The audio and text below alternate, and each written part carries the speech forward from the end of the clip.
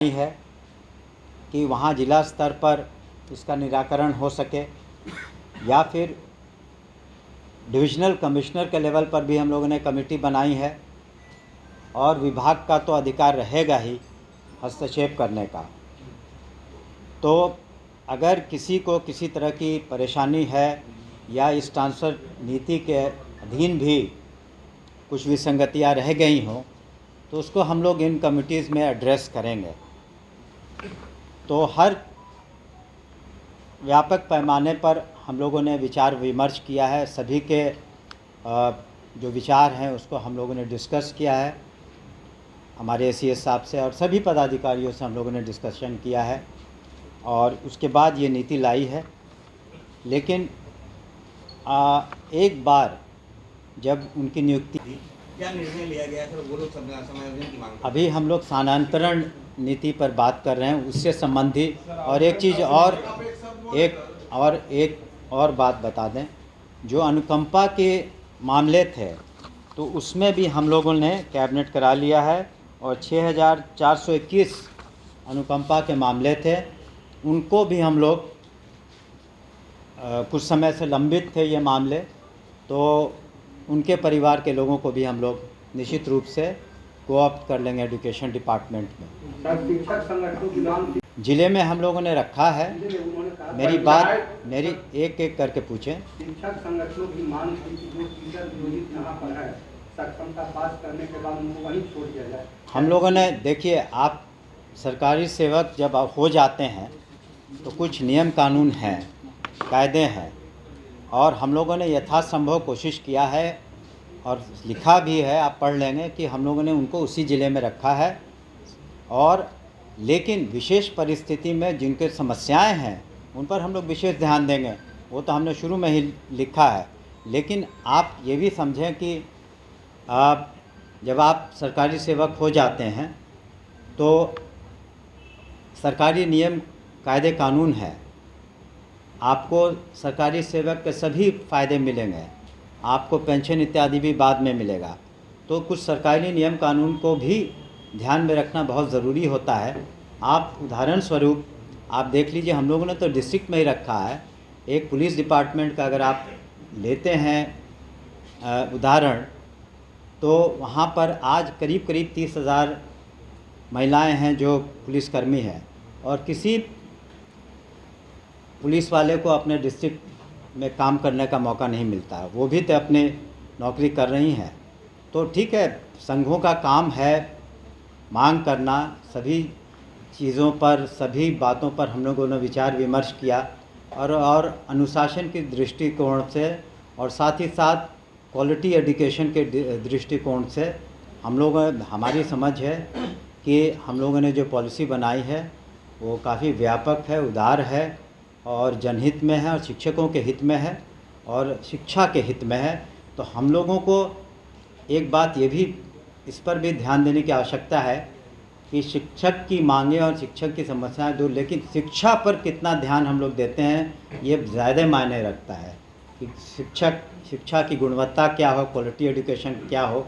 और जिस तरह से लिटरेसी रेट बढ़ा है, आपको बताना चाहेंगे कि 2001 में महिलाओं का लिटरेसी रेट करीब 34% था, आज 74% के करीब है। बजट के बारे में हमने बताया, ड्रॉप आउट पहले 12% से ज़्यादा था 2005 में, आज 1% से कम है ड्रॉप आउट। तो इन बातों पर भी हमें ध्यान रखना है कि शिक्षा की गुणवत्ता में कहीं से कमी नहीं आए, क्योंकि हमारा जो फ्यूचर जनरेशन है बिहार का डिपेंड करेगा कि किस तरह का क्वालिटी एजुकेशन हम उन्हें दे पाएँ। क्या पंचायत में पोस्टिंग नहीं होगी, स्थानांतरण नहीं होगा या फिर पंचायत से बाहर की बात कर रहे हैं? नहीं, पंचायत के बाहर की बात कर रहे हैं, आप देख लें। और पति पत्नी का जो गवर्नमेंट सर्वेंट है उनका भी हम लोगों ने ख्याल रखा है। जो 10 विकल्प होगा सर, वो 10 विकल्प क्या जिला होगा, ब्लॉक होगा या मंडल है, मिला के 10 विकल्प? वो टोटल मिला के 10 विकल्प होगा, लेकिन कुछ उसमें शर्तें हैं जो कि हम लोगों ने एनुमरेट किया, आप देख भी लेंगे उसके तहत। लेकिन हम समझते हैं कि 10 विकल्प काफ़ी होता है और उसमें अधिकांश लोगों को निश्चित रूप से हम लोग सेटिस्फाई कर पाएंगे।